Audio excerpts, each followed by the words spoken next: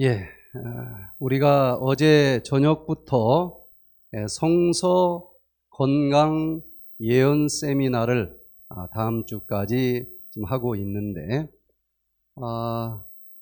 예언 세미나는 많이 들어보셨죠?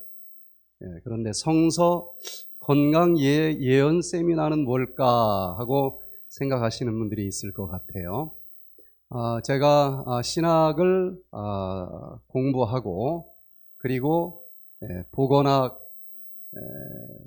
또 석사 박사, 한의학 석사 박사, 천연치료 의사 과정을 공부하고 나서 성경을 볼 때 신학적으로도 해석을 하지만 그 속에서 의학적으로 어떻게 해석이 될 수 있을까, 이렇게 관심이 많아서 성경이 어떤 구절이든지 그것을 의학적으로 같이 접목시켜서 해석을 하곤 하는데, 특별히 제가 이 힐링 치유 사역을 하게 된 동기가 성경의 예언을 연구하면서 마지막 시대에 처처에 기근과 지진과 전염병이 있겠다라고 하는 마지막 예언이 있었고, 그때 요한계시록에서는 그것을 7재앙의 모습으로 설명을 하면서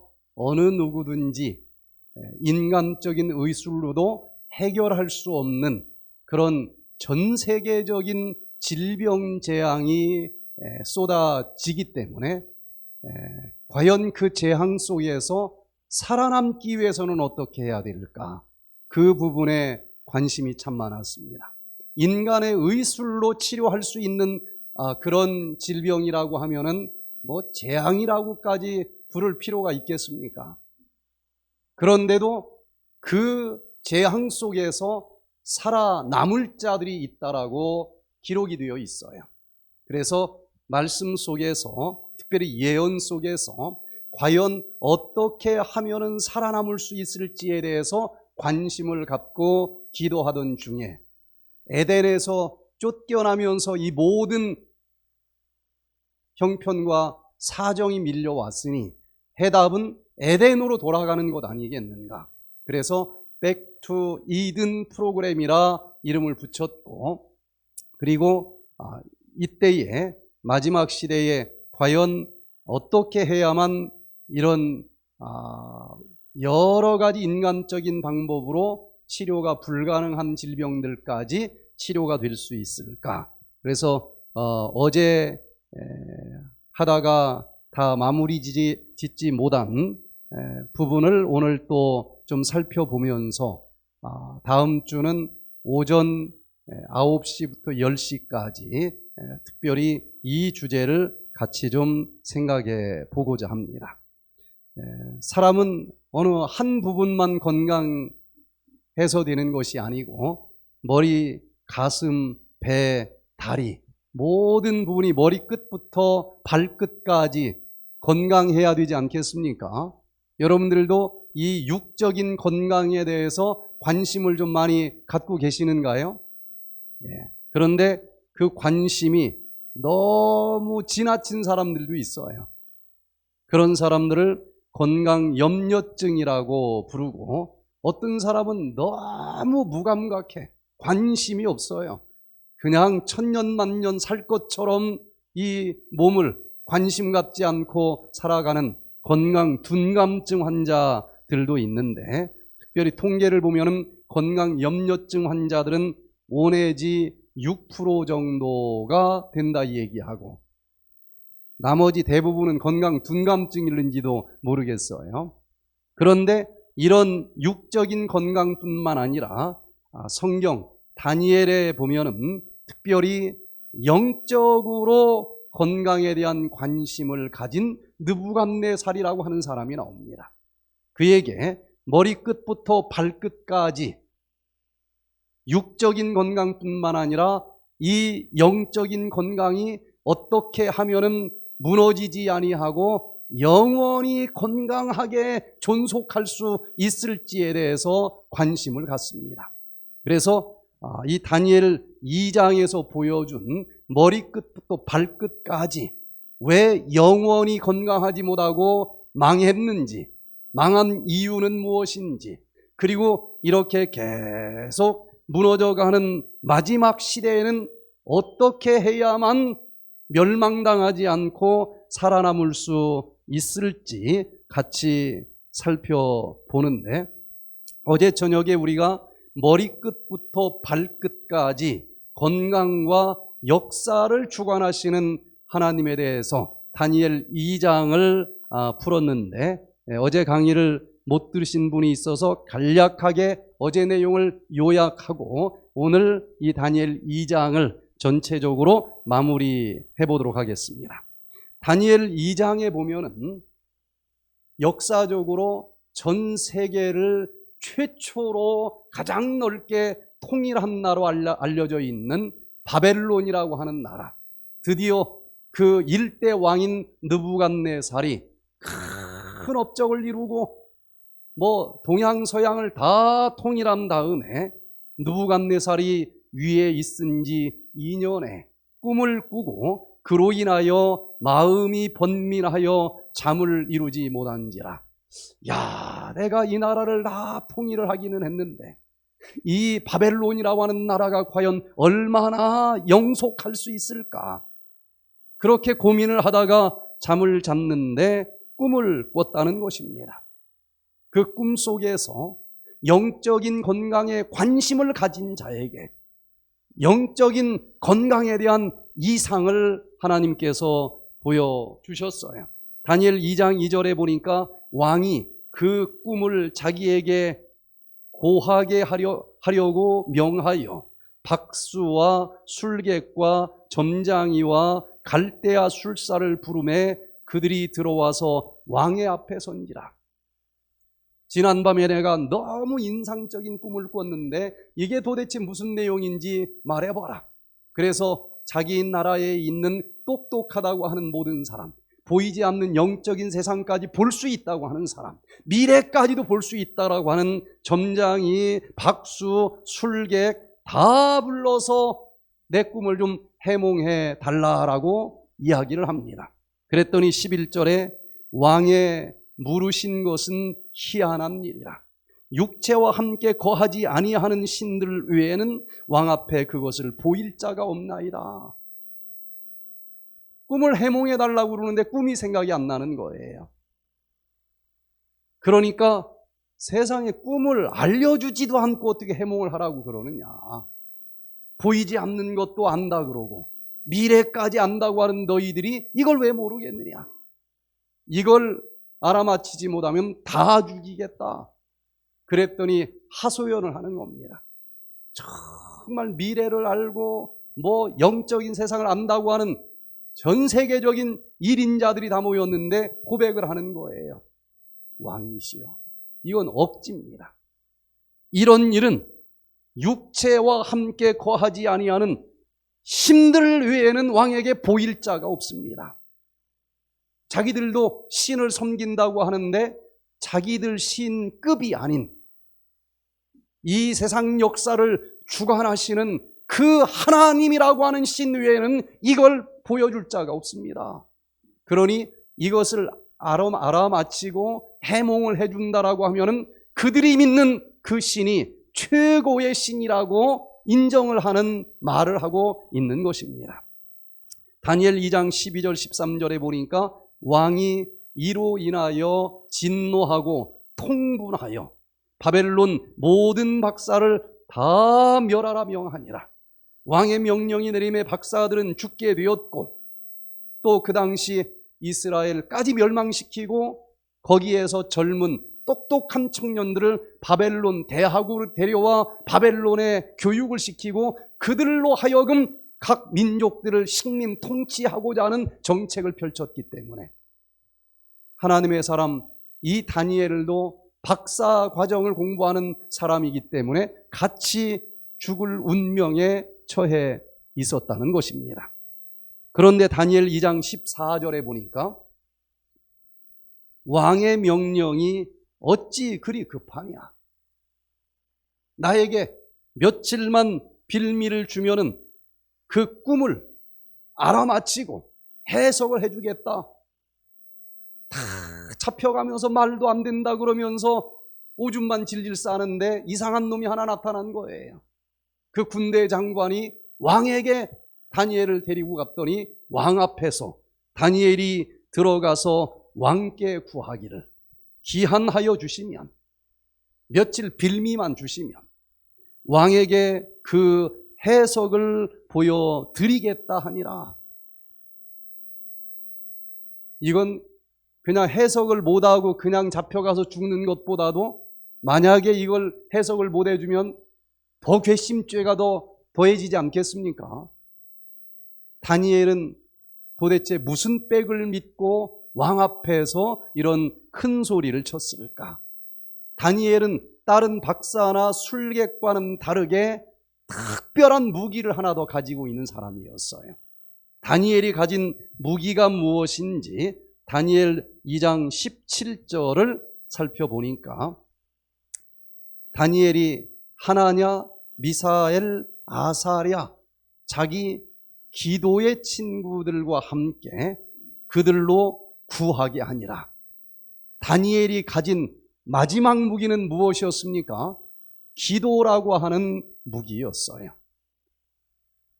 거짓을 말하지 아니하는 하나님께서 약속하신 분명한 약속이 하나 있는데 마태복음 18장 19절에 있는 약속을 하나님께서는 틀림없이 지키실 줄로 저는 믿습니다.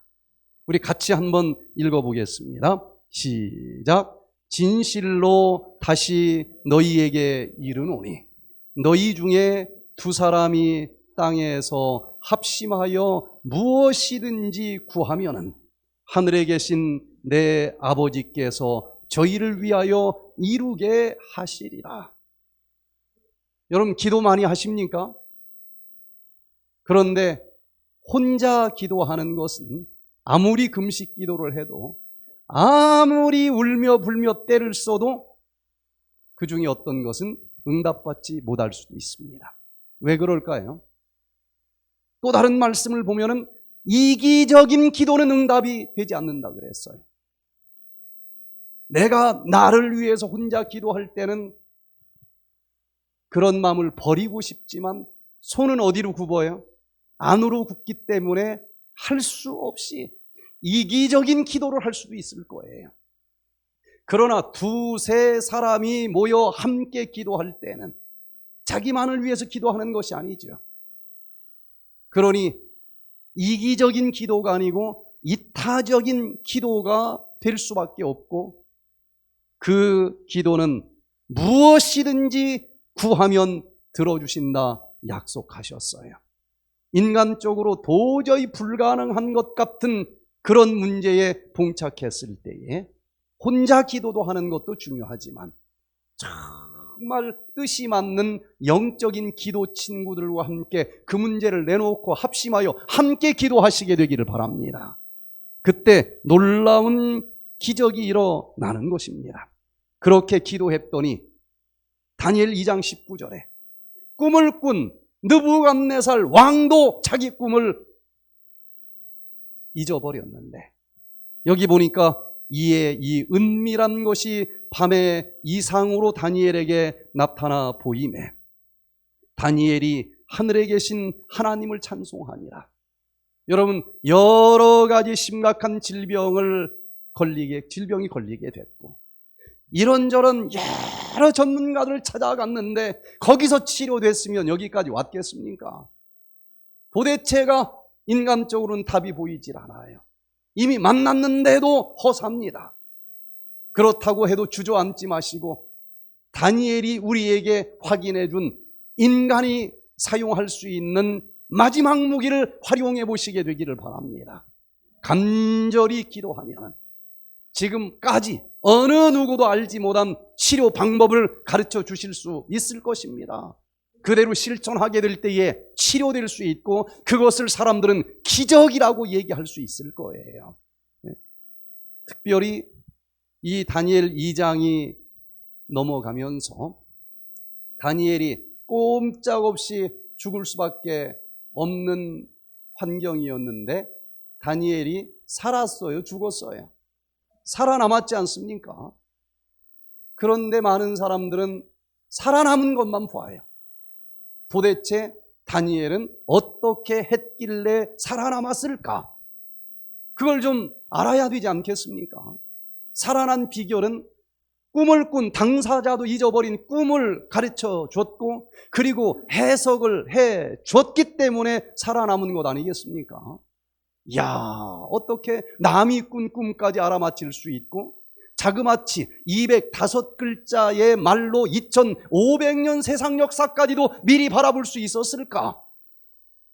많은 사람들은 그 다음 얘기만 읽고 있지, 다니엘이 우리랑 분명히 성정이 같은 사람일 텐데 어떻게 했기에 다니엘은 그 남들이 꾼 꿈까지 알아맞히고 2500년 역사를 다 미리 볼 수 있는 그런 놀라운 영감이 있는 사람이 됐을까? 다니엘서는 그 앞구절 다니엘 1장에 다니엘이 어떻게 해서 살아남을 수 있었는지를 분명히 기록을 해놓고 있습니다. 그러니 우리가 이 질병으로부터 죽지 않고 살아남기 위해서는 다니엘이 어떻게 살아남았는지에 대해서 좀 관심 갖고 연구해 볼 필요가 있지 않겠습니까? 다니엘 1장에 이 모든 것들이 어떻게 가능했는지 기록이 되어 있는데, 다니엘 1장 8절 우리 같이 한번 읽어보겠습니다. 시작. 다니엘은 뜻을 정하여 왕의 진미와 그의 마시는 포도주로 자기를 더럽히지 아니하리라. 여러분, 일단 다니엘처럼 뜻을 정하시게 되기를 바랍니다. 아직 고기 완전히 끊겠다, 술 완전히 끊겠다, 뜻을 정하기가 어렵습니까? 뜻을 정하지 못한 상태에서는 절대로 성공하기가 어려워요. 뜻을 먼저 정해야 합니다. 뜻을 정해도 해내지 못할지 알 길이 없어요. 그런데 뜻을 아직 정하지 못하고서 성공할 수가 없습니다. 다니엘이 살아남은 비결은 왕 앞에 나가서 왕이 진수성찬 고기 포도주가 나왔는데도 다니엘은 자기를 더럽히지 않기 위해서 목숨 걸고 뜻을 정하여요. 그 현장에서 한 얘기가 아닙니다. 가기 전부터 기도하면서 내가 혹시 이 일로 죽을지도 모르지만 죽기를 각오하고, 내가 하나님께서 가르쳐 주신 음식만 먹겠다. 그건 현장에서 가능한 일이 아니에요. 여러분, 여기서 보니 막 혈당이 얼마씩 올라갔어요? 180씩 올라갔는데 일주일도 안 돼서 98, 100 떨어지는 것을 보고 약을 다 끊고서도, 그리고 또 혼자만 그런 게 아니라 부부가 똑같이, 그런데 나만 그런 게 아니라 다른 사람들은 더 큰 질병들보다 좋아져. 그래서 5인분씩 먹던 고기를 끊어야 되겠다 생각은 왔는데 아직 뜻을 정하지 못했어. 여기서도 뜻을 정하지 못하면은 그냥 평생 같이 5인분씩 먹던 친구 딱 만나면은 거기서 가능하겠습니까?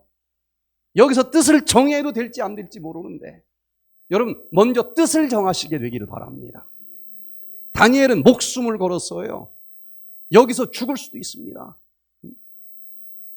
그런데 다니엘 1장에 보니까 그 왕이 준 음식 얼마나 좋았겠어요.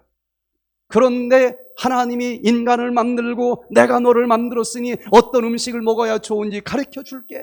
창세기 1장 29절 30절에 가르쳐 주신 그 음식과 다른 것이기 때문에 이 왕보다 하늘의 왕을 나는 더 권위자로 모시고 살기 때문에 하나님의 말을 믿겠다, 채식을 하겠다는 거예요. 여기 다니엘이 목숨 걸고 채식을 했다라고 하는 말이 1장에 나오는데, 왜 목숨 걸고 채식을 했을까?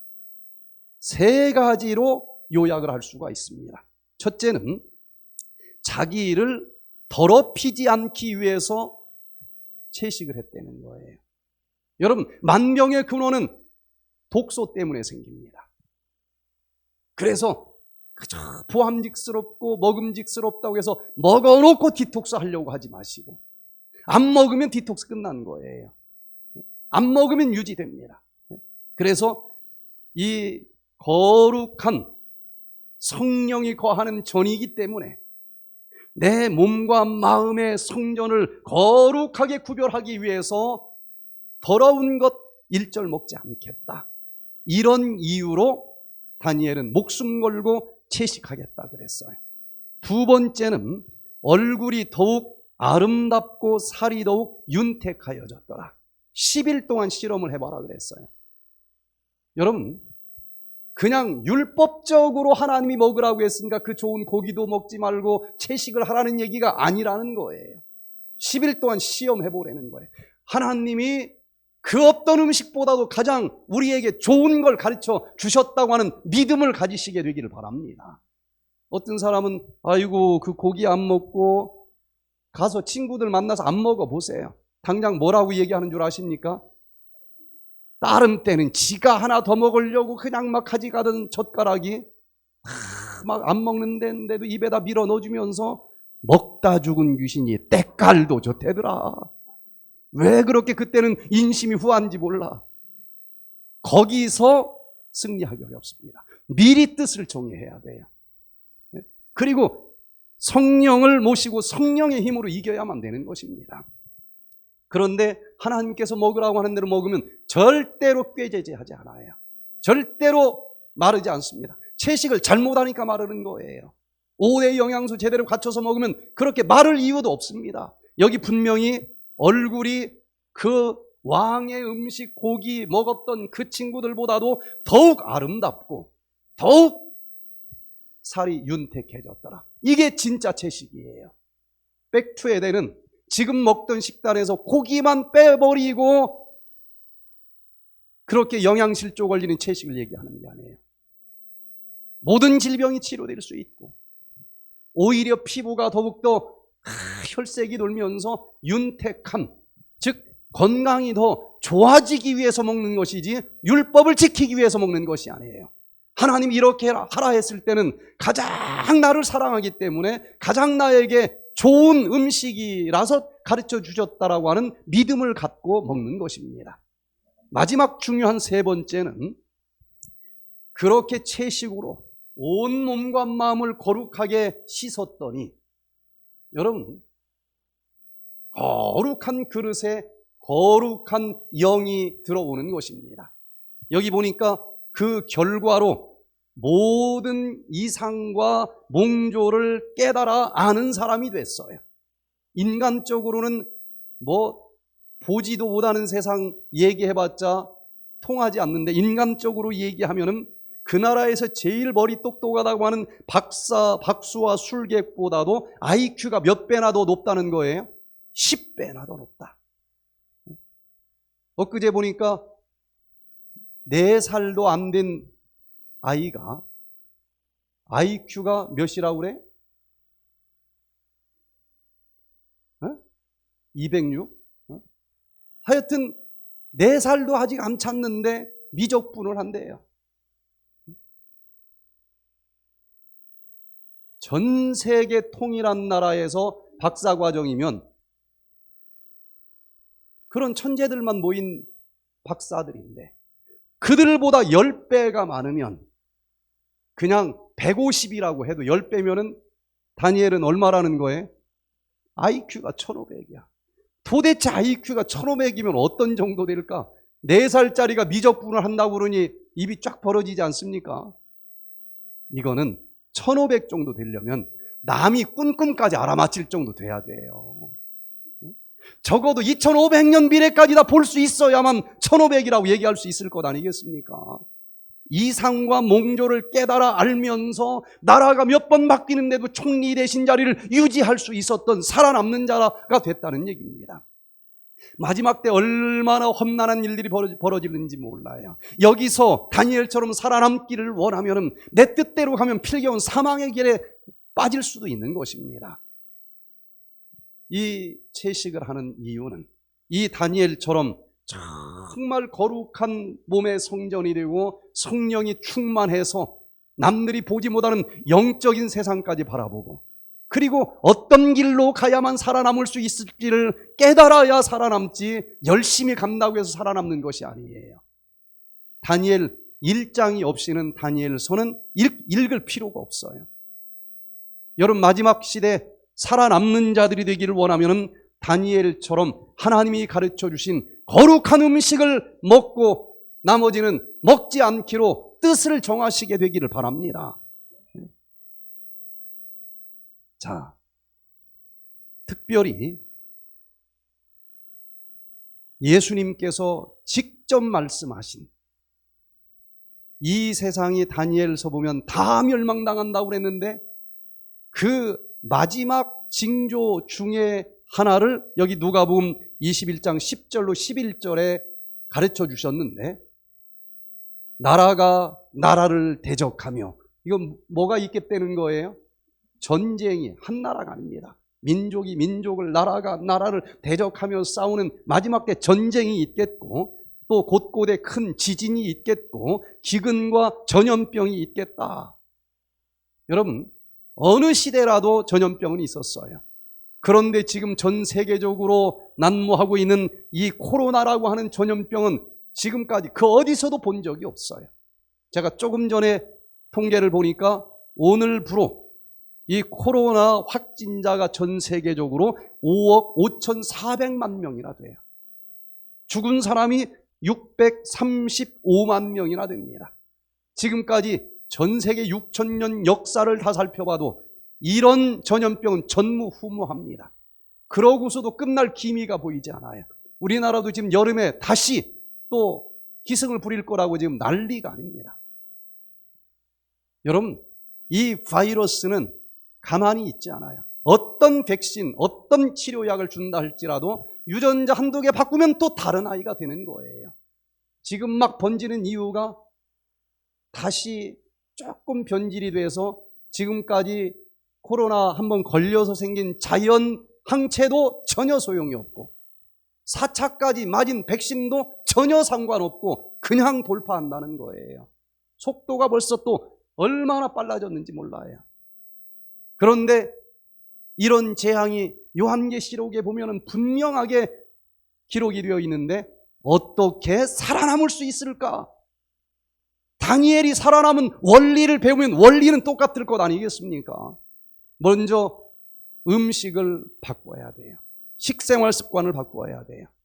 그래서 제가 아침에 이거 연구해 놓은 사람이 없을까 하고 여러 논문을 찾아보니까 Journal of Contemporary Dental Practice 2020년 11월 달에 발표된 논문을 보니까 인수 공통전염병, 이게 뭐예요? 사람에게도 들어온 그 바이러스가 짐승에게도 들어간 이 바이러스 전염병이라는 거죠. 지금 마지막 시대에 우리가 손도 못 쓰는 대부분의 전염병은 동물들 세계에서만 돌아다니던 그 병원균들이, 그 바이러스가 원래는 자기들끼리 놀게 되어 있어요. 다 개가 다릅니다. 그런데 얘들이 사람에게로 넘어와가지고 이렇게 난리를 치고 있는 것 아니겠어요? 뭐 박쥐에게서 온 것 같다, 무슨 원숭이에게서 온 것 같다. 그들 세상이 있고 우리들 세상이 있어야 되는데 왜 먹지 말라고 하는 동물들을 먹으면서 손을 대고 뭐 요리를 하고 이러면서 그 재래시장에서 자꾸 번진다는 것 아니겠습니까? 그런데 여기 인도에 있는 여러 병원과 여러 대학의 연구진들이 2020년 11월 달에 발표한 논문 제목을 보니까 인수 공통 전염병 제한을 위한, 얘들이 이렇게 난리를 치지 못하게 하기 위한 유용한 전략에 대해서 우리가 발표하겠다, 이런 논문이에요. 그러면서 세 가지가 새로운 통찰력으로 볼 때 이것이 무기이고 이것이 우리가 살아남을 수 있는 방법인 것 같다라고 제시했는데, 처음에는 명상, 기도입니다. 둘째는 요가, 운동입니다. 셋째는 식사 습관을 바꿔야 된다. 무얼로? 채식으로. 이 논문에 그렇게 나와요. 채식주의 식단은 개인과 지구의 건강에 긍정적인 영향을 미치는 것으로 알려졌으며 인수 공통 전염병 전파를 억제할 가능성이 있다. 이걸 바꾸기 전에는 이 코로나만 바이러스입니까? 이거 아무리 잡아도 다른 것이 저 동물들 세상에 돌아다니는 바이러스가 얼마나 많아요. 백신 만들 때까지 얼마나 많은 사람들이 죽어요. 지금도 이 백신이 지금 듣지도 않는데도 벌써 600만 명이 죽었지 않습니까? 내년도에 어떻게 잘 발견해서 백신을 찾았다 해도 그 죽은 500~600만 명은 어떻게 되는 거예요? 앞으로는 더 심각할 것입니다. 그래서 이 학자들이 지금 발표한 논문을 보니까 새로운 통찰력, 백신 아무리 개발해도 뒷북치기밖에 되지 않는데 여기서 마지막 이 재앙에서 살아남는 비결은 채식주의 식단으로 바꾸는 것이다. 고기를 먹으니까 동물들 박쥐, 여러분 제일 고급 요리가 모기 눈깔탕이라고 그러지 않습니까? 들어보셨어요? 제일 비싼 제일 맛있는 고급 요리가 모기 눈깔탕이에요. 모기 눈깔을 어떻게 모았나 했더니 모기 한 마리씩 잡아가지고 뺀 게 아니고 박쥐가 모기를 먹어요. 그런데 박쥐는 모기 눈깔을 소화시킬 수 있는 소화효소가 없어서 박쥐 똥에 그대로 나온답니다. 그래서 동굴, 박쥐가 사는 동굴에 가서 박쥐 똥을 주워다가 물로 딱 씻어서 모기 눈깔만 모아가지고 요리를 했는데 최고로 고급 요리래요. 그러니 박쥐 똥도 만져야지, 박쥐 사는 집도 가봐야지. 그러다 보니까 그 박쥐에게 돌아다니는 어떤 또 이름 모를 바이러스가 사람에게 들어온다는 거예요. 그거 안 먹으면 여기 뭐라고 했는가 하면은 우리는 육류 소비를 최소화하는 것으로 포스트 코로나 시대에 코로나가 지난 다음에 필수적 인식의 변화가 되어야 한다. 육류 소비를 최소화하는 것이 이제 모든 사람에게 필수적으로 생각을 좀 바꿔야 될 주제다라고 기록을 하고 있어요. 명상과 요가는 왜 필요한가 하면 이거 다 그냥 보조입니다. 명상과 요가는 보조고 이 논문을 보면은 자연적으로 명상을 하고 요가를 하면은 자연적으로 채식주의 및 관련 섭식 행동을 유발하여 동물성 고기에 대한 의존도를 낮출 수 있는 정신 조절 전략을 실행하기 쉽고 실용적이다. 핵심은 에덴의 음식으로 돌아간다는 것입니다.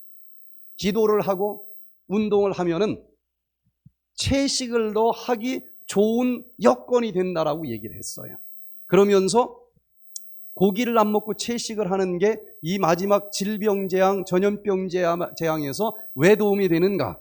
동물성 고기에 대한 의존도를 낮추면 동물 시장에 대한 필요성이 줄어들고 그러면 동물로부터 인간 집단으로 바이러스가 전달되어 유출될 가능성을 실질적으로 최소화할 수 있다. 이 제 얘기가 아닙니다. 논문이에요. 채식, 명상, 요가 등은 사람과 동물에게 공통적으로 왔다 갔다 하는 바이러스, 박테리아, 이런 전염병을 억제하기 위한 새롭고 집중된 전략이 될 수 있다. 누가 앉아서 술자리에서 얘기할 수는 있을진 몰라도 이제 벌써 학계에 논문으로 발표가 되고 있는 거예요. 여러분, back to 에덴. 에덴으로 돌아가는 것만이 이 속에 있는 면역력을 극대화시킬 수 있고 면역력을 극대화시키기만 하면 하나님이 우리를 어떻게 만들었다라고 가르쳐 주셨어요? 모든 것을 다스릴 수 있고 모든 걸 정복할 수 있도록 만들어 주셨다라고 하는 말씀이 틀림없이 진리인 줄로 믿습니다. 면역력만 강하면은 그까지 바이러스, 생명체 족보에 들어가지도 못해요. 하나의 최소한 생명의 단위인 세포의 조건도 갖추고 있지 못합니다. 야, 진짜 사단이 생명체 족보에도 들어가지 못한 제일 못난 미물을 가지고 지금 하나님 말씀대로 살지 않는 사람들을 조롱하고 있는 거예요. 놀이객감으로 지금 가지고 노는 것입니다. 이제 우리를 만드신 분에게 돌아가시게 되기를 바랍니다. 그랬더니 몸이 거룩하니까 거룩한 영이 충만하게 임하면서 영적인 세상까지 보이는 사람이 됐다는 거예요. 너희는 옛 정리를 기억하라. 나는 하나님이라. 나 외에 다른 이가 없느니라. 나는 하나님이라. 나 같은 이가 없느니라. 내가 종말을 처음부터 고하며 아직 이루지 아니한 일을 옛적부터 보이고 이르기를 나의 모략이 설 것이니 내가 나의 모든 기뻐하는 것을 이루리라 하였노라. 저는 어렸을 때부터 과학을 좋아해서 믿기가 참 어려웠습니다. 대학 2학년 때까지 그래서 무신론자로 살았어요. 지금도 증명되지 않으면 하나도 안 믿어져요. 무조건 믿으라고 하는 말 제일 싫어합니다. 그런데 여기 이사야 46장 9절 10절의 말씀을 보면서 무조건 믿으라는 게 아니네. 나는 하나님이다. 나 외에 다른 이가 없느니라. 이 말로 끝나면 저는 못 믿어요. 그런데 옛 정리를 기억해봐라. 역사책 한번 가지고 와봐라. 나는 이 세상을 만들었고 세상 역사를 주관하는 그런 신이기 때문에 내가 이 세상을 주관하니까 앞으로 이 세상이 어떻게 전개될 것인지를 아는 유일한 신이다. 다른 경전에는 예언이 없어요. 성경에만 예언이 있습니다. 그래서 옛적부터 처음부터 모든 미래까지 다 내가 어떤 일들이 있을 것인지 예언을 하고 성경에 기록을 해놨으니까 과연 그대로 세상이 흘러가는지 역사책 가지고 한번 살펴봐라. 나 같은 신이 없다. 굉장히 독선적인 하나님 것처럼 보였지만 제가 확인을 해볼 마음이 생겼어요. 정말 제일 두꺼운 역사책 갖다 놓고 예언 여기저기 다 펼쳐가면서 그 중에 하나라도 안 맞으면은 이건 하나님이 아닌 거예요. 여러분, 점쟁이와 하나님이 무슨 차이가 있는 줄 아십니까? 저는 점쟁이 때문에 인생 망칠 뻔한 사람이에요.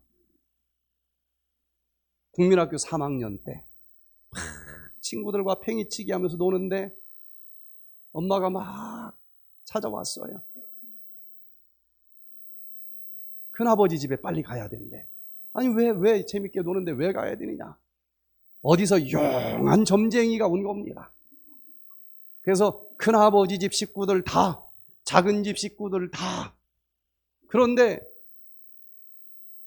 처음 보는데 과거를 다 맞추는 거예요. 그러니 용한 거 아닙니까? 다 맞히는 거, 온 집안 사람을. 그러면서 과거를 다 맞히면서 얘는 앞으로 뭐 할 아이다. 얘는 뭐 할 아이다. 다 얘기를 한다는 겁니다. 그러니 나도 좀 봐야 되겠다는 거예요. 장남이니까 더 궁금했던 것 같아. 잡혀갔어요. 그래서 이제 보는데 꼼꼼히도 막 대충 보는 게 아니에요. 눈도 막 그냥 뒤집어 까도 보고 발바닥까지 봐요. 손바닥만 보는 게 아니라 건성건성 보는 게 아니에요. 얼마나 긴장이 되는지 저도 궁금해. 제가 뭐가 될지. 근데 다른 사촌들은 얘는 선생 되래고 얘는 뭐가 되래고 괜찮은 거 다 얘기를 하더라고요. 근데 솔직히 얘기해서 모든 집안 분들이 그 중에서 내가 그래도 제일 큰 거 하나 할 거라고 기대들을 했어요. 근데 저를 한참 보더니 얘는 TV 수리공 되겠습니다 그러는 거예요. 어리지만 얼마나 기분이 나쁜지. 그러니까 다른 사람들 얘기할 때는 다 수긍을 했는데 우리 집안 사람들도 이건 수긍을 못하는 거예요. 얘가 그래도 제일 나은 것 같은데. 이게 점쟁이 자존심을 건드렸나 봐요. 얘는 고등학교도 못 들어갑니다. 제가 얼마나 화가 났는지 박차고 나왔어요. 그러면서 그때부터 제 운명과의 싸움을 그 어린 나이에 제가 전쟁을 선포해서 네가 맞는지 내가 맞는지 무슨 일이 있어도 내가 고등학교는 간다. 제 어렸을 때 꿈이 고등학교 들어가는 거였어요. 왜? 그것만 들어가면 점쟁이 틀렸으니까. 운명의 끈에서 벗어나는 거 아니겠습니까? 근데 참 사람이라고 하는 게 얼마나 참 약한지 막 큰 소리 치면서 막 그까지 점쟁이가 무슨 그러면서 살아가는데 고등학교 시험 보는 날 딱 되니까 그게 떠오르는 거예요. 무슨 짓을 해도 고등학교도 못 들어가는 운명이라는데 그게 영향을 준다니까요. 근데 학교에서는 네가 전교 1등 했으니까 전주고등학교 시험을 봐야 된다. 그럼 기분이 선생님이 보라고 하는 기분이 좋은데 걱정이 되는 거예요. 아, 못 간다고 그랬는데. 근데 담임 선생님 집에서 잠을 자고 아침에 떡국을 먹었는데 되게 이게 체해가지고 하여튼 떨어졌어. 아, 그러니까 이게 진짠가? 그래 또 막 그냥 고개를 흔들면서 아니다. 이제 대전에서 후기 중엔 제일 좋은 보문고등학교를 또 내고 누가 봐도 거기는 분명히 뭐 합격을 할 정도가 될 것 같은데 이제 시험 보기 전날부터 또 그 말이 떠올려져요. 그날 잠을 잘 자야 되는데 왜 이렇게 가슴이 답답한지 막 계속 엎치락 뒤치락 밤을 거의 잠 못 잤어요. 아침에 딱 일어나서 보니까 밤새 연탄가스가 들어왔던 거예요. 가지도 못하는데 아니 그렇다고 그냥 포기할 수는 없잖아요. 그냥 해롱해롱 하면서 갔어. 점쟁이한테 질 수는 없으니까. 근데 나중에 이름을 썼는지 안 썼는지도 모르겠어요. 똑 떨어졌네. 야, 이게 이제 전쟁이 심각해지는 거예요. 그 어린 나이에. 1년 제가 그 어린 나이에 재수를 했습니다. 그런데 점쟁이한테 질 수가 없으니까 정말 열심히 공부를 했어요. 학원에서 모의고사 한 달에 한 번씩 보는데 모의고사를 딱 보면은 양일권 너 답지 만들어 가지고 와. 제가 쓰는 게 답이었어요. 거의 어떤 문제가 나와도 쓰는 게 답이었습니다. 책 보고 한 게 아니라 쓰면 그게 답지였어요. 그러니 뭐 실력으로는 떨어질 이유가 없지 않습니까? 그런데 무더워지니까 또 그 생각이 나요. 그래도 마지막까지 잘 견뎌서 그 뭐 몇 번을 봐도 쓰는 게 거의 답이었습니다. 이제 전국에서 경기고 뭐 다 평준화로 없어지고 대전고가 그 당시 서울대 뭐 200명씩 들어갈 때 이제 대전고 원서를 넣었는데 시험 보기 전날 또 생각이 날까요, 안 날까요? 아, 이게 또 다예요.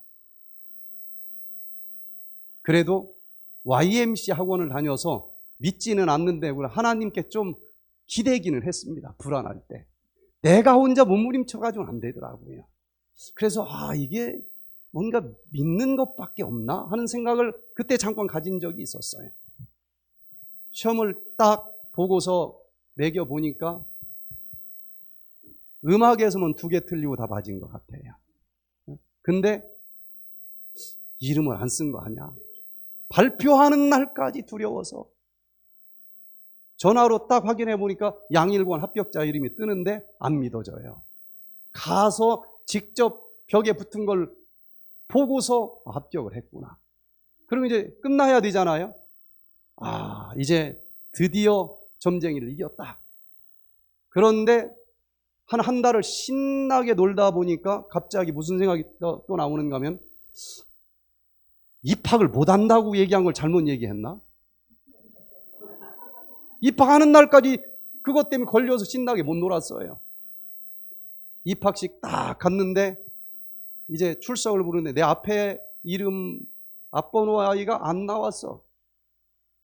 그 신나게 놀다가 지붕에 올라갔다 떨어져 죽어가지고 못 나왔대네. 야, 이거 저승사자가 1번을 좀 착각을 해서 다른 애를 데리고 갔나. 그러고서는 또 졸업을 못 한다고 하는 거 아닌가. 고비 때마다 얼마나 이게 또 떠오르는지. 그래서 졸업식 하고 나서야 여기서 완전히 제가 벗어났어요. 점쟁이는 과거는 맞힐 수 있습니다. 사기꾼 점쟁이는 다 엉터리고 그 중에 몇 점쟁이는 맞힐 수 있습니다. 하나님만 있는 게 아니라 영들도 있어요. 귀신도 있습니다. 내가 어떻게 살았는지를 따라다닌 그 영과 신접한 사람들은 과거는 마칠 수 있어요. 아무리 용한 점쟁이랄지라도 그 영이 미래를 주관할 수는 없기 때문에 미래는 안 맞습니다. 미래의 운명을 책임질 수 있는 것은 하나님밖에 없어요. 그러다가 대학 2학년 때 이사야서에 있는 이 말씀을 보면서 이 하나님이 진짠지 가짠지 확인해보자. 다니엘서를 펼쳐보니까 205글자로 2500년의 세상 역사를 예언을 해놓은 거예요. 신상을 하나 보여줬는데 금머리는 바벨론 느부갓네살 당신의 나라를 의미합니다. 그런데 당신의 나라가 영원히 계속되는 게 아닙니다. 금보다 못한 은과 같은 나라로 대체될 것이고, 셋째 나라는 또 놋과 같은 나라, 그리고 넷째는 강하기가 철처럼 강한 철과 같은 나라로 대체될 것입니다. 그리고 그 나라는 10발가락이 있는데 얼마는 진흙이고 얼마는 철로 섞여 있습니다. 그러나 철과 진흙이 서로 섞일 수 없는 것처럼 한번 분열된 그 나라는 영원히 합해지지 않을 것입니다. 그러던 사이에 지금까지는 이 땅에 있는 금속들로 나라를 보여줬는데 이 땅에 속하지 않은 뜨인 돌이 내려와서 이 신상을 쳐버릴 것이고, 그리고 이 신상은 산산조각이 나서 여름 타장에 격안 날아가서 온데간데 없는 것처럼 다 없어져 버리고, 하늘에서 내려온 그 돌나라가 점점 커지면서 온 세상을 뒤엎을 것입니다.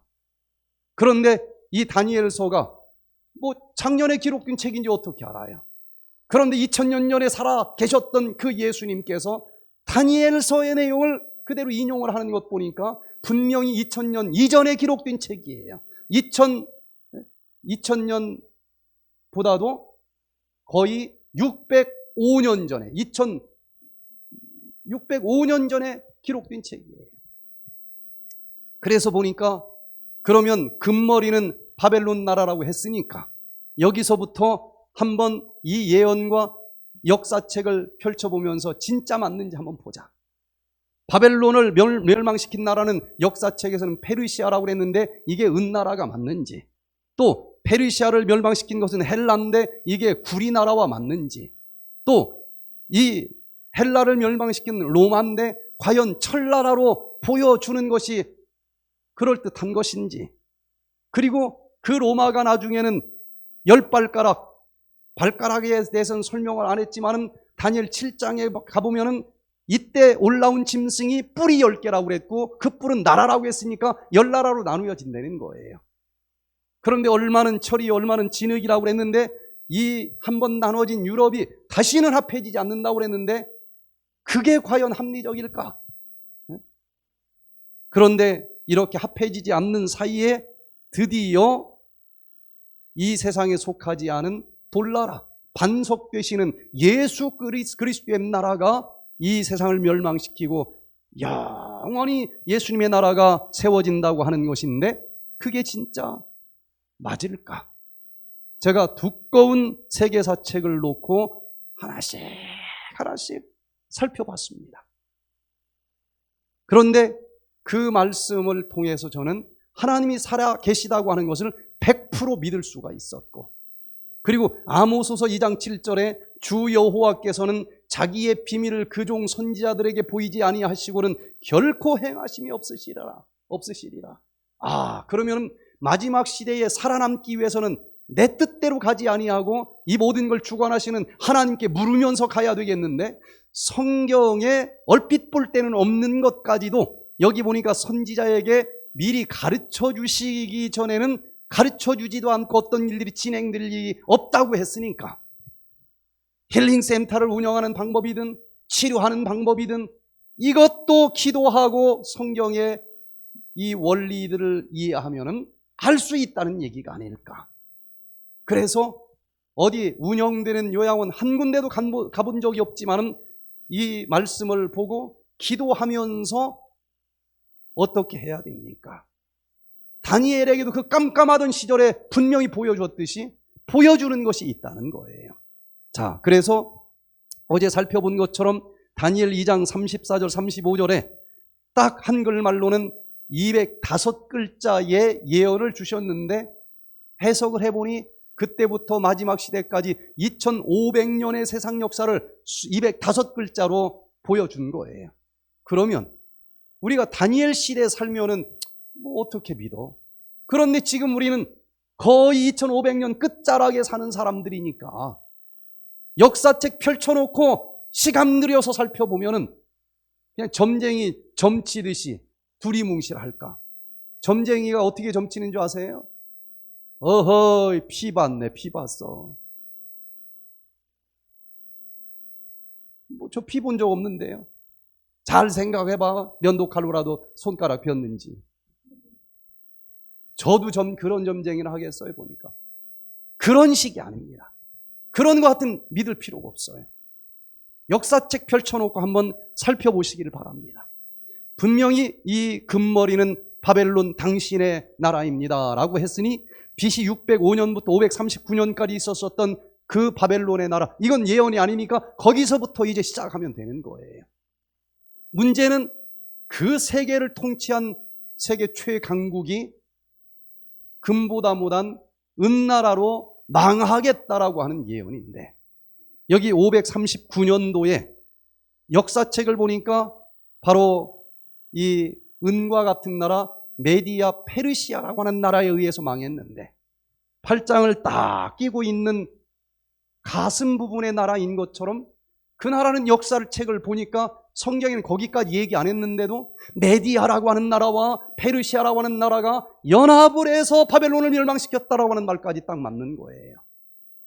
그리고 금보다 못한 은인데 강도는 더 셉니다. 문화적으로는 바벨론을 따라갈 수가 없었다라고 역사도 나와요. 야만인들이었어요. 그런데 군사력이 더 강해진 것입니다, 나중에. 그래서 영토는 바벨론에 있었던 그 동양의 나라를 다 정복하고 서양까지도 다 지배할 수 있을 정도의 세계 최고의 통일 국가가 됐었던 거예요.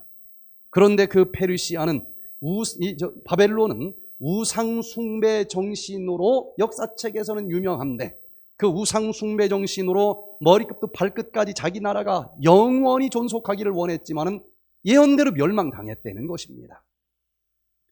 어제 살펴본 것처럼 어처구니 없이 그 유프라테스 강물줄기를 다른 데로 돌리면서 멸망한 모습을 어제 살펴봤어요. 그는 머리가 정말 복잡한 머리가 아니라 평안한 머리를 가지고 살아가야 됐는데 우상을 숭배하면서는 머리가 그렇게 평안하지를 못해요. 언제나 복잡합니다. 그러면서 결국은 무너졌지만 우리는 여기에서 어떻게 하면은 이 머리가 이렇게 복잡하지 않고 무너지지 않고 회복되어서 살아남을 수 있을까?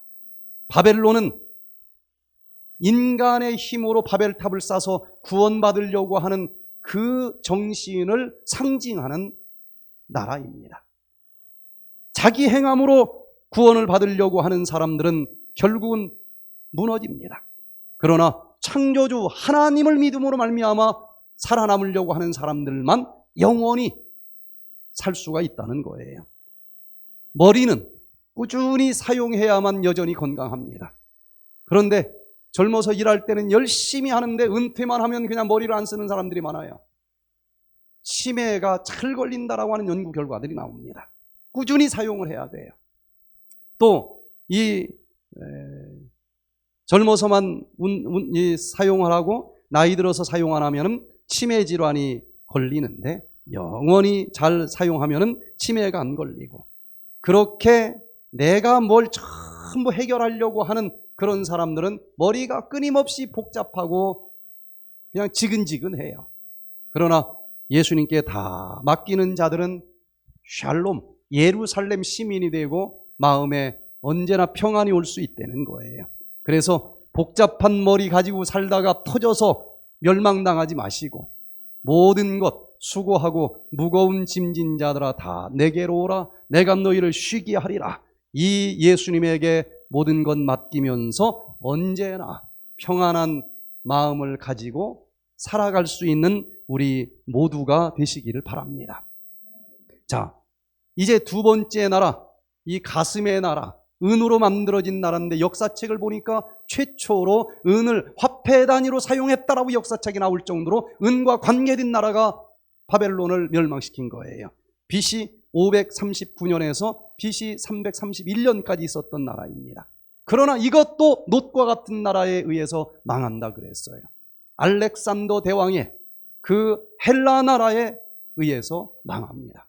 어제 페르시아 1차, 2차, 3차 전쟁을 볼 때 도대체가 그 시대에 내가 살았다고 해도 페르시아가 진다고 베팅할 사람은 한 명도 없을 정도로 게임이 안 되는 싸움이었는데 도대체 누가 뒤에서 관여하는지 그 전 세계 통일한 국가와 도시국가의 싸움인데 헬라가 이겼다는 거예요. 하나님이 말씀하신 대로 이 세상 역사가 흘러가는 것을 어제 봤습니다. 특별히 페르시아는 태양 숭배 정신으로 유명한데 그 태양 숭배 정신으로는 이 가슴 그냥 뭔가 가득 차서 뿌듯한 만족과 행복을 누리기를 원하는데 이 세상의 피조물 어떤 걸 갖다 담아도 이 가슴은 차지 않는다고 어제 배웠습니다. 뿌듯한 가슴이 없어요. 그래서 이 페르시아의 멸망을 통해서 어떤 피조물로 여기 가슴에 채우려고 하지 마시고 그 모든 것을 만드신 창조주 하나님을 주인으로 영접을 해보자.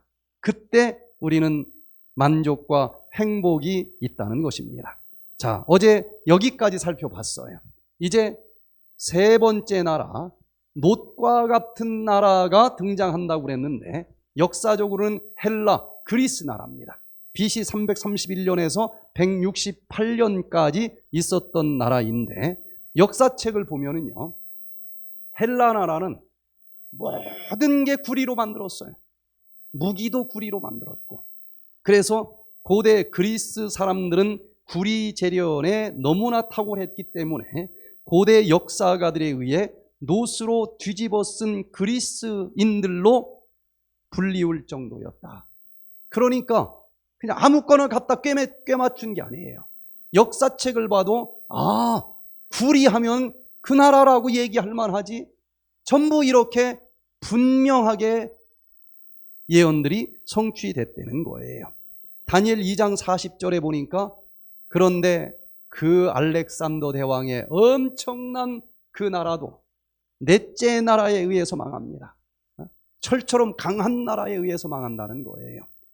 자, 이 로마가 주전 168년도에 그 헬라를 멸망시킴으로 셋째 나라가 끝나는데 여기 데오돌 마운센의 로마의 역사책에도 보면 알렉산더가 죽은 뒤 144년이 되던 때 드디어 알렉산더의 제국은 로마에 의하여 피드나 전투에서 멸망했다.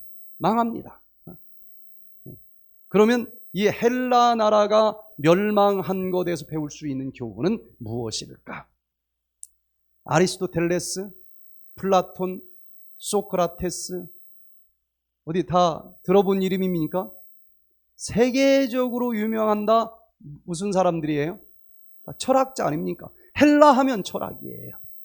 인간적인 이 철학으로 모든 것을 다 이해하고 풀어보려고 했었던 철학 숭배의 나라입니다. 그런데 이 배 부분의 나라 아닙니까? 배는 뭐니 해도 무슨 배가 제일 건강해요? 더부룩한 배가 아니고 소화가 잘 되는 배가 최고 아니겠습니까? 그런데 어떤 사람을 내가 마음먹은 대로 잘 설득을 해. 그 사람이 소화가 된 거예요. 근데 이게 그냥 튀어나오면은 마음도 더부룩하지 않습니까? 그런데 많은 사람들이 철학적인 논리로 사람들을 설득하려고 하고 소화시키려고 하는데 그 배는 절대로 소화가 되지 않고 평안하지 않아요. 설득이 인간의 논리로 되는 것이 아닙니다. 그 나라는 결국은 무너졌어요. 그래서 철학 숭배의 정신으로 이 사람들이 잘 소화가 되고 또 영원히 끝까지 존재하는 나라가 되기를 원했지만 인간적인 철학으로는 모든 사람들을 설득할 수 없었어요. 그 알렉산더의 세계 최강의 군대, 13년 만에 전 세계를 다 정복한 그 나라도 짧은 시간이 지나고 결국은 무너졌습니다. 그러나 하나님의 말씀은 지금까지도 여전히 전 세계를 지배하고 있어요. 특별히 소화가 안 되는 배보다는 소화가 잘 되는 배가 돼야 되는데, 하나님의 말씀으로 모든 사람들을 이해시키고 모든 사람들을 설득시킬 수 있는 그런 삶을 살아보시기를 바랍니다. 인간의 철학은 사랑이 없어요. 딱딱한 논리만 있습니다. 논리 가지고 사람을 다 소화시키고 설득시킬 수 없는 거예요. 하나님의 말씀은 사랑이 풍부합니다. 그래서 다 그 얼어붙은 응어리진 마음들이 풀어지고 녹아나고 이렇게 풀어지는 게 소화 아니겠어요? 제가 대학 2학년 때 아주 친한 친구가 자살을 한다는 소식을 하숙집 주인한테 전화를 받고 달려갔어요. 저는 그 다음날 10일짜리 군대를 들어가야 되는데, 가서 보니까 칼로 손목을 끊고 온 방이 피로 그냥 여기저기 묻어 있고 유리 조각이 막 여기저기 흩어져 있고, 그리고는 자기는 죽어야 된다는 거예요. 인생은 고행이래. 죽으면 고행을 이제 느끼지 않으니까 그게 행복이래요. 그러면서 또 칼로 자기 손목을 자르려고 그러는데, 제가 고등학교 때 아주 친한 친구가 싸우다가 죽어서 얼마나 오랫동안 힘들었는지 몰라요. 그래서 내 눈앞에서 다시는 친구가 죽는 모습은 보지 말아야 되겠다, 이 생각밖에 안 드는데, 별의별 철학을 얘기해도 안 돼요. 저도 꽤 개똥 철학은 했습니다. 몇 시간을 얘기해도 안 돼요. 죽기로 결심하니까 막 얘기하면 너 이게 앞뒤가 안 맞지 않느냐, 이게 앞뒤가 안 맞지 않느냐, 그러면 그렇구나, 이게 아니에요. 금방 그 부분을 또 메꿔 논리로 자살론을 더 강하게만 만들어준다는 것을 알게 됐어요.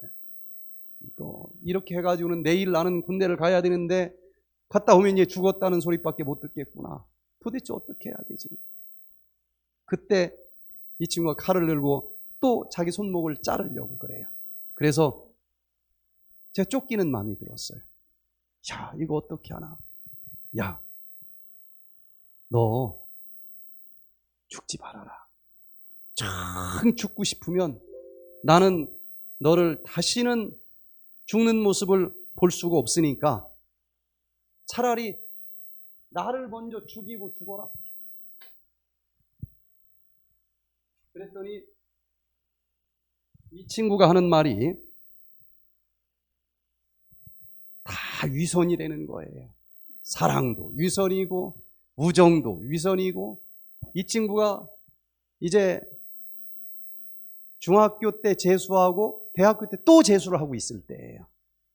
그래서 군대를 가야 되는 문제도 겹쳐 있고, 재수생이 또 제일 힘든 계절이 됐고, 또 사귀던 여자친구가 또 고무신을 거꾸로 신었어요. 그러니 몇 개가 겹치니까 진짜 살맛이 안 나는 겁니다. 자기 죽는데. 그래서 칼로 자르면 끝인데, 그래서 나 먼저 죽이기 전 못 죽는다. 그랬더니 그 우정도 위선이라는 거예요. 근데 다른 건 다 봐주겠는데, 그때만 해도 의리 하나로 살던 때라 우정도 위선이라는데 이 말을 받아들이기가 어려워요. 그러면서 칼을 내 손목에다 딱 대요.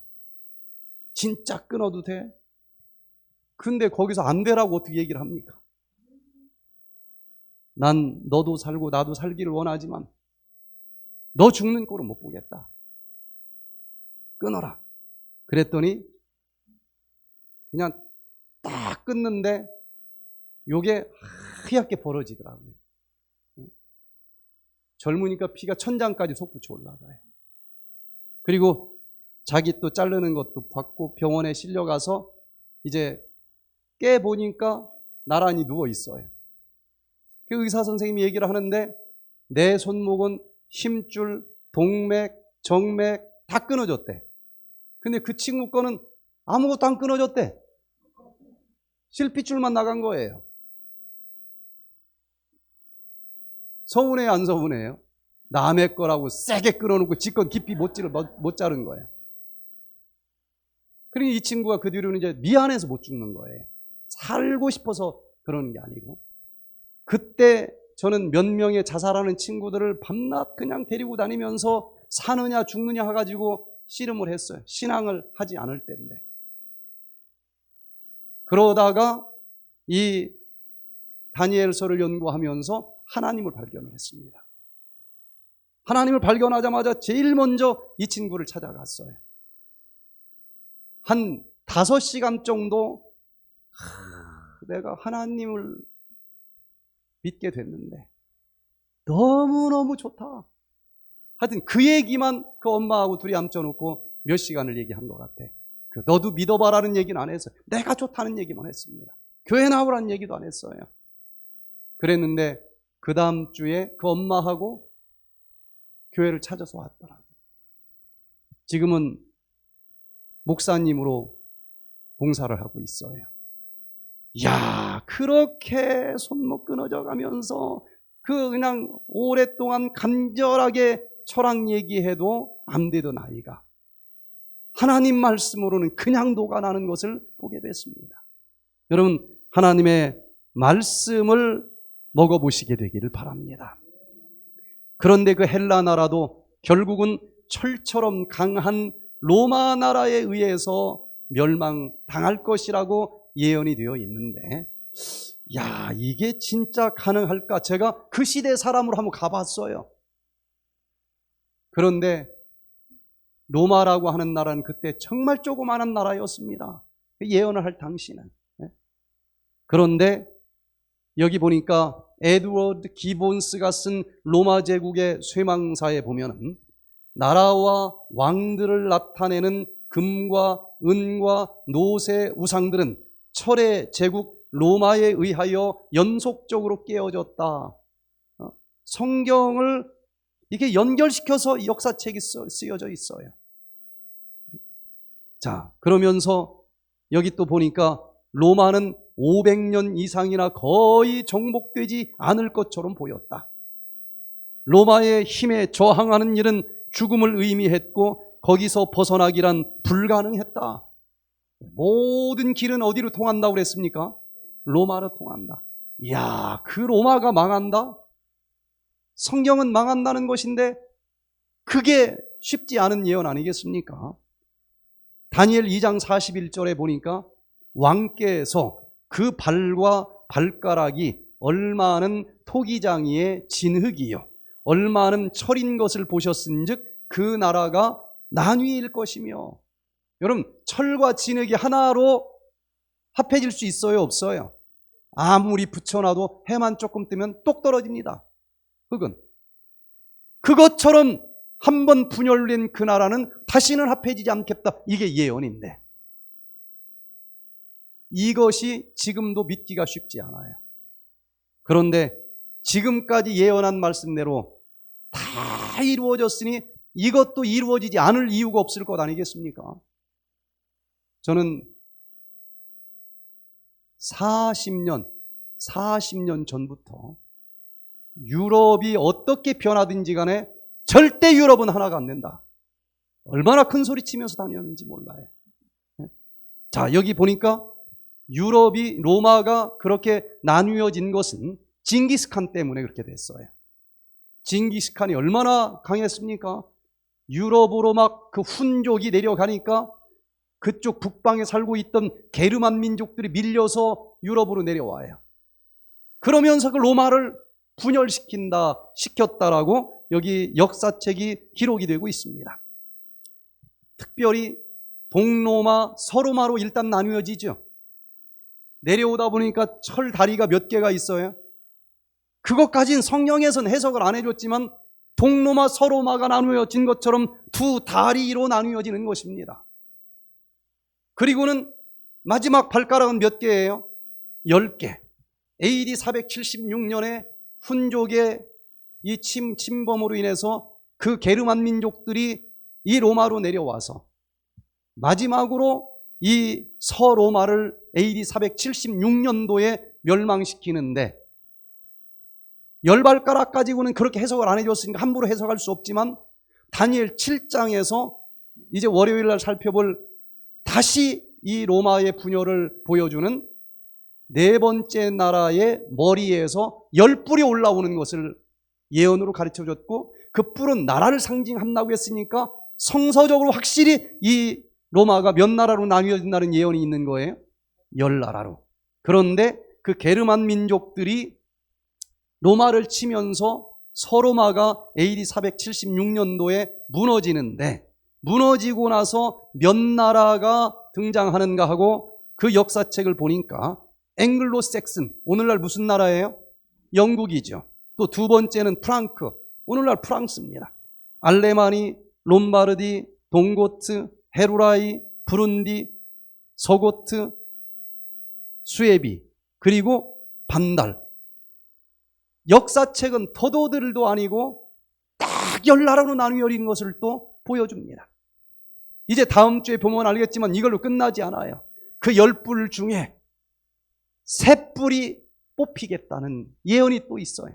그러니까 앞으로 일어날 모든 말씀들이 다 예언으로 나와 있고, 거기에 몸서리 쳐질 정도로 역사는 그대로 이루어지는 것을 우리가 보게 됩니다. 자, 그런데 그렇게 지금 나뉘어진 나라가 프랑크는 프랑스로, 앵글로색스는 잉글랜드로 지금 그대로 지금 유지되어 오고 있고, 3뿔은 뽑혀서 3나라는 지금 없어요. 그런데 그렇게 유럽이 한번 나뉘어지더니 철과 진흙이 섞일 수 없는 것처럼 절대로 합해지지 않겠다라고 예언이 되어 있어요. 그런데 지금 유럽이 하나가 돼 있습니까? 제가 이게 틀리는 것 아닌가 할 정도의 사건들이 참 40년 전에, 40년 동안 많이 있었어요. 유럽이 하나님의 말씀에 대적하면서 무슨 일이 있어도 유럽을 우리가 한번 하나로 합해보겠다는 시도들이 있었어요.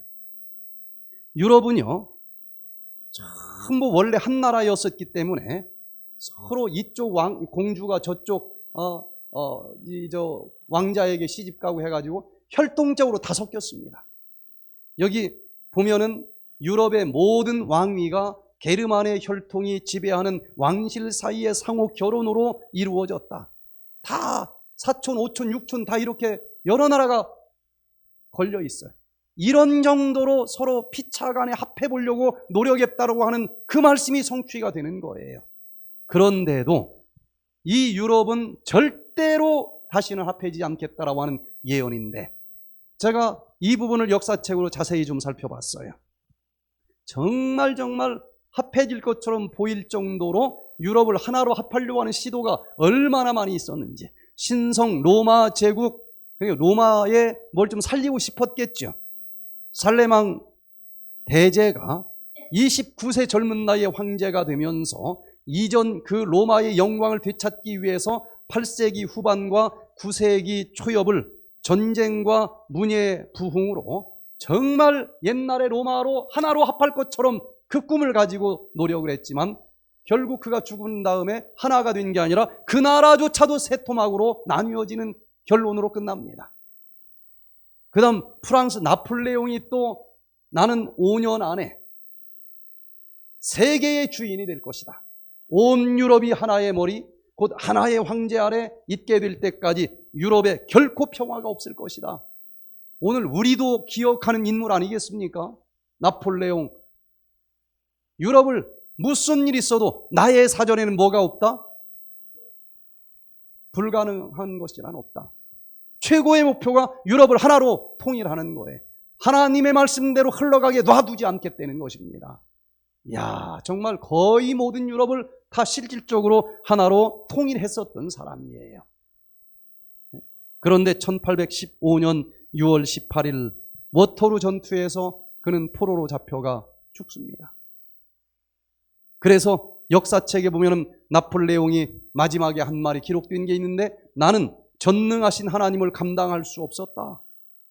마지막 그런 말을 합니다.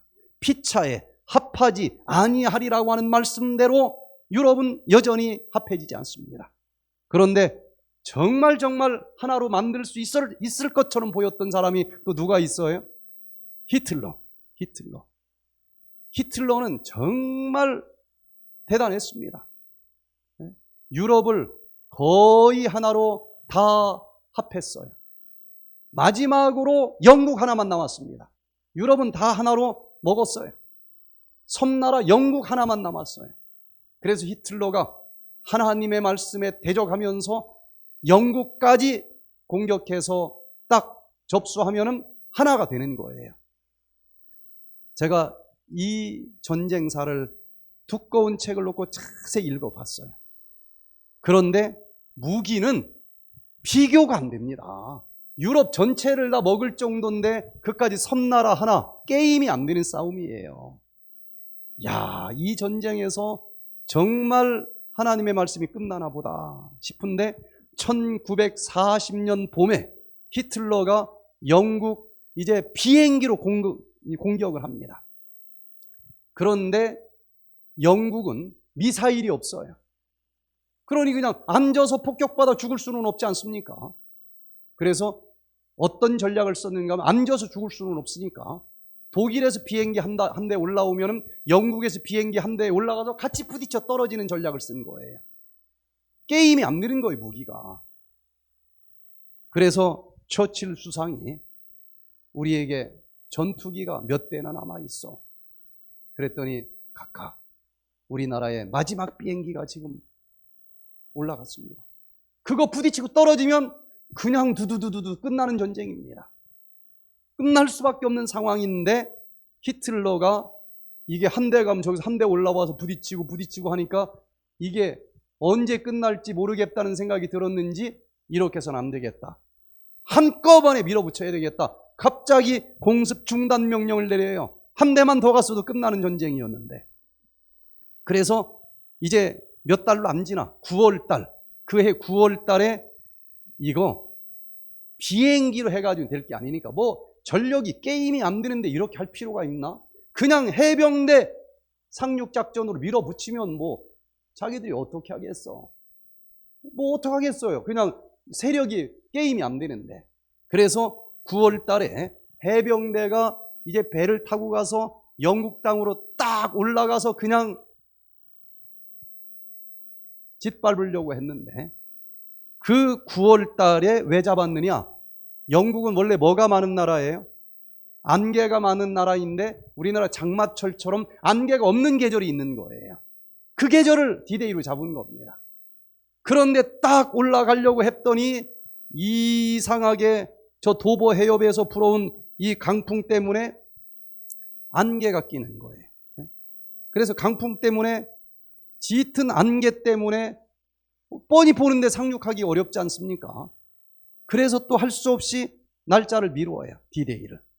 이제는 이 1940년 11월 4일 여기 40년 9월에는 그 강풍 때문에 포기를 했고 그리고는 40년 11월 4일에는 안개가 이제 없는 계절에 상륙을 하려고 해병대를 보냈는데 영국 기상대 역사상 800년 만에 처음으로 안개가 없는 계절인데 안개가 진하게 내려왔다는 거예요. 그래서 또 상륙작전을 포기하고 마음 급한 이 히틀러가 이제는 안개가 끼든 말든 상관없는 방법으로 끝장내야 되겠다. 유보트 잠수함이라고 들어보셨죠? 핵 잠수함이 이때 독일만 개발이 됐을 때예요. 유럽은 있지도 않습니다. 그런데 1941년 3월 14일자로 디데이를 잡고 그냥 핵을 실은 유보트 잠수함을 가지고 가서 끝장나기로 했습니다. 이제는 뭐 하나님이라도 어떻게 할 수가 없어요. 그런데 그 당시 전력은 이 독일의 유보트 잠수함이 1,000척이 만들어져 있었고 연합군은 잠수함이 없어요. 그러니까 어디서 다니는지도 모르는데 그냥 큰 배들이 5,000척이나 다 깨져버린 겁니다. 잠수함이 있는 세력하고 없는 세력이 게임이 되겠어요? 그래서 3월 14일 이제 유보트 잠수함 부대가 날아가서 끝내자. 디데이만 기다리고 있는데 그날 새벽에 대서양에서 큰 해일이 밀려와서 유보트를 산산조각을 냅니다. 도대체 누가 싸우고 있는 거라고 생각이 되십니까? 모든 이 세계사를 보면은 그런 시기예요. 안 될 것 같은 데다 되는 시기입니다. 당연히 될 걸 된다고 얘기한 적이 없어요. 그러다가 1944년도에 드디어 노르망디 상륙 작전에서 이 히틀러는 이제 패망하고 마는 것입니다. 여러분, 하나하나 예언대로 이루어질 것 같지 않은데 이루어져요. 그래서 이 근대사 강의에 보면은 이 엄청난 세력을 꺾은 주요 적대 세력은 누구였는가? 누가 그를 저지하고 저항하며 넘어뜨렸는가? 그 누구도 그 무엇도 아니다. 하나님이 분명히 직접 개입하셨다. 제가 직접 세계에서 펼쳐봐도 그 생각밖에 안 들어요. 야, 이 세상 역사는 정말 하나님이 주관하시는 거구나. 근데 마지막 하나, 야, 유럽은 진짜 하나가 될 것처럼 꾸준히 갔지 않습니까? 1967년도에 로마 교황청에서 드디어 유럽을 다시 하나로 합해보자 하면서 유럽 경제 공동체를 만들지 않습니까? 경제적으로 하나가 되자라고 시작을 했지만 꿈은 단일 시장으로 끝나는 것이 아니고 유럽 합중국을 만드는 게 목표였습니다. 근데 계속 진행이 됐어요. 그때 이 다니엘 2장을 강의하는 사람들이 참 힘들었습니다. 야, 이건 진짜 이렇게 가면 유럽이 하나 될 것 같은데, 유럽 합중국이 진짜 되면은 성경 끝나는 건데, 그러나 지금까지 맞았는데 이게 틀릴 리가 있을까? 저는 언제나 이 강의를 지금 하는 것처럼 똑같이 했습니다. 그런데 신문들을 보면은 2005년도에 통합 유럽 위기 유로화 풍전등화, 또 2011년 EU 운명 풍전등화, 2012년 유로존은 붕괴될 운명, 그러다가 결정적으로 2016년 6월 23일에 유럽 연합 국가 중에서도 제일 맏형인 영국이 빠져나가지 않습니까? 그래서 이 브리티시가 엑시트했다, 빠져나갔다, 탈퇴했다. 그래서 브렉시트. 도저히 있을 것 같지 않은 일이 벌어진 거예요. 왜냐하면 다 한 나라도 아닌데 한 나라인 것처럼 가다 보니까 그리스니 막 저쪽에 좀 못 사는 나라들이 별별 일들이 다 벌어지는데 요거 다 물어줘야 되는 거예요. 그러니까 인간적으로 하나가 될 수가 없는 겁니다. 그래서 유럽연합이 완전히 깨져버렸어요. 이렇게 합해보려고 하지만 합해질 수 없는 그 한 시점에서 드디어 이 세상에 속하지 않은 돌나라가 내려와서 세상 역사가 맞춰지겠다 했는데, 지금은 어느 시대에 우리가 살고 있어요? 발가락도 아니고 발톱 시대에 살고 있습니다. 이제 돌나라 내려오는 것밖에 남질 않았어요. 결국은 이 로마도 멸망했는데, 로마는 황제 숭배 정신으로 모든 사람이 그 군사력에 의해서 복종하기를 원했고, 그래서 끝까지 통치하기를 원했지만 실패했습니다. 로마는 결국은 황제 숭배 정신으로 세상을 끝까지 지배하기를 원했지만 멸망했어요. 십자가를 경배하는 정신으로만 영원히 이 세상이 존속될 수 있다는 것을 배웠을 뿐입니다. 또 이 로마는 권위로 누르려고 하지만 이 예수님은 겸손함으로 섬기면서 사실은 모두를 다스리는 거예요. 너무 강하니까 이 다리는 무너지면 부러집니다. 그러나 이 십자가는 넘어져도 또 일어나요. 자, 이제 드디어 마지막 예언 하나만 남았는데, 여기까지 다 맞았으니 마지막 하나도 믿을 수 있을까요, 없을까요? 제 상식으로는 아무리 과학을 좋아한다고 해도 99%가 도저히 안 될 것 같은 게 예언한 대로 다 맞았는데 마지막 하나만 믿을 수 없다고 하는 건 이건 억지 아니겠습니까? 저는 믿어졌어요. 이렇게 하나님이 믿어지면서 한치 앞을 내다볼 수 없는 이 세상을 살아가는데 얼마나 도움이 많이 되는지 몰라요. 이제 그 뜨인 돌, 이 세상에 있는 돌이 아닙니다.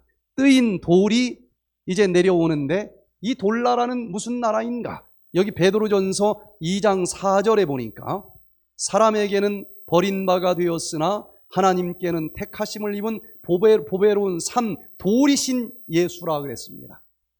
그러니까 이 돌나라는 산돌, 죽은 돌이 아니고 뜨인 돌, 산돌 아닙니까? 이건 바로 예수님의 나라라고 하는 것을 성경에서 해석을 해주고 있는 거예요. 반석되시는 예수 그리스도가 그분의 나라가 이 땅으로 내려오면서 세상이 끝날 것이라고 하는 예언인데, 여기 누가복음 20장 18절에 보니까 우리 같이 한번 읽겠습니다. 시작.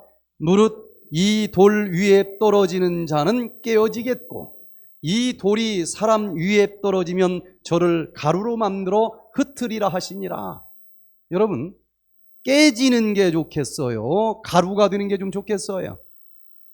뭔지 모르지만 가루보다는 깨지는 게 좀 난 것 같죠?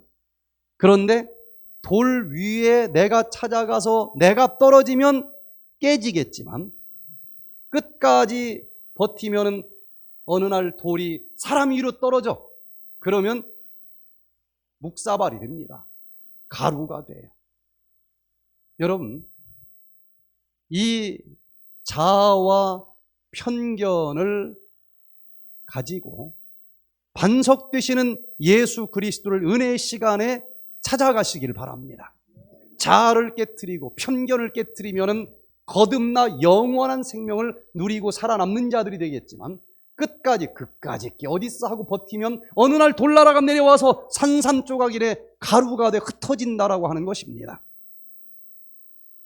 이 계란을 한 20개 모아가지고 엄마 그 품속에 집어넣으면은 한 21일 정도로 엄마 닭이 이렇게 돌려가면서 품어주고 따뜻하게 만들어주면은 어떤 일이 벌어져요? 계란이 껍질이 깨집니다. 그리고 계란이 아니고 병아리로 부화되어 나와요. 그런데 다 깨지는 게 아닙니다. 껍데기가. 그 중에 몇 개는 안 깨져요. 끝까지. 이 계란은 무슨 계란일까요? 곤계란입니다. 여러분, 하나님께서 일정 기간 동안 따뜻한 사랑으로 품어주면 처음에는 멀쩡하다가도 여기서도 자아가 깨지고 저기서도 편견이 깨지고 그러면서 새로운 생명으로 부활하는 사람들을 보게 되는데 어떤 사람은 멀뚱 쳐다만 보고 있어요. 무슨 사람일까요? 곤 사람이에요. 여러분, 이 사랑의 반응을 보이고 자기가 깨어지면서 살아남는 자들이 되기를 간절히 바랍니다. 그래서 우리가 이 예언을 딱 살펴보면은 성경의 5분의 1은 다른 경전과는 달리 예언으로 기록이 되어 있어요. 그러니까 한번 따져볼 만한 것입니다. 오라 우리가 서로 변론하자. 하나님께서는 따져보기를 좋아하셔요. 그런데 그 5분의 1의 그 예언 중에서도 3분의 1은 예수님의 재림에 대한 예언들로 가득 차 있어요. 가장 많은 예언이 예수님이 다시 오신다는 예언입니다. 그런데 이게 거짓말일 리가 있겠습니까? 이제 여러 가지 징조들을 보게 될 때에 그 마지막 시대에 우리가 살고 있는데 우리가 과연 앞으로 어떤 일들이 있을 것인지 어떻게 해야 이 질병 재앙에서도 벗어날 수 있을 것인지 하나님의 그 예언의 말씀들을 잘 깨닫고 그대로 실천하면서 꼭 살아남는 자들이 되기를 간절히 바랍니다. 그래서 월요일 날은 다니엘 7장을 한번 읽어보고 오세요. 세포를 괴롭히는 트랜스 지방산과 성도를 괴롭히는 작은 뿔의 정체. 지방 중에서 제일 우리를 많이 파괴시키는 지방이 무슨 지방이에요? 트랜스 지방입니다. 그런데 트랜스 지방은 자연계에는 없어요. 자연에 있는 지방이 변질돼서 생기는 것인데 트랜스 지방으로 가장 쉽게 변할 수 있는 지방은 지방 중에 제일 고급스러운 지방이 어떤 지방이에요? 오메가3 지방입니다. 그런데 오메가3가 제대로 보관을 하지 못하면 트랜스 지방이 돼요. 그래서 다니엘 7장을 이렇게 의학적으로 접목시키면서 한번 살펴보면은 이제는 다니엘 2장은 쭉 전체적인 타임 테이블 형식으로 줬지만 뒤로 갈수록 제가 오늘 다시 어제 것도 좀 얘기한 것처럼 반복되기는 하는데 초점이 다르고, 그리고 갈수록 마지막 부분이 더욱더 많이 새롭게 그걸 근거로 이거 맞지? 그러니까 앞으로 있을 얘기 조금 더 자세히 보여줄게. 이런 식으로 예언이 기록이 되어 있어요. 자, 그래서 다음 주에는 오전 9시부터 1시간 동안 이 예언을 통해서 우리가 어떻게 영적으로 또 질병과 이 전쟁에서 살아남을 수 있을지를 같이 살펴보도록 하겠습니다. 자, 기도하겠습니다. 이 세상 역사를 주관하시는 하늘에 계신 아버지 하나님, 한치 앞을 내다볼 수 없는 인간이기에 언제나 불안할 수밖에 없습니다.